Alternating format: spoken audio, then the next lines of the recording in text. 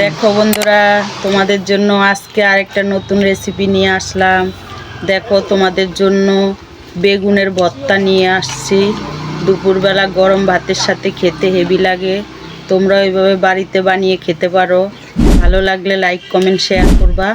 আর আমাদের ইউটিউবে একটা চ্যানেল আছে তৃপ্তি কিচেন, সেটাকে সাবস্ক্রাইব করবা। আর যারা ফেসবুক থেকে দেখবা তারা ফলো করবা।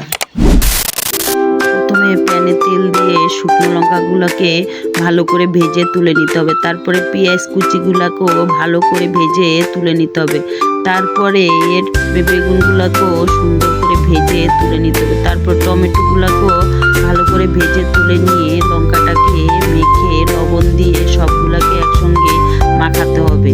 তারপরে বেগুনের ছিবলাটাকে ফেলে সুন্দর করে সবগুলোকে মাখিয়ে ধনেপাতা দিয়ে তারপরে সরিষার তেল দিয়ে মাখিয়ে দেখো বন্ধুরা, তোমরা এভাবে বাড়িতে বানিয়ে খেয়ে আমাকে কমেন্টে জানাবা।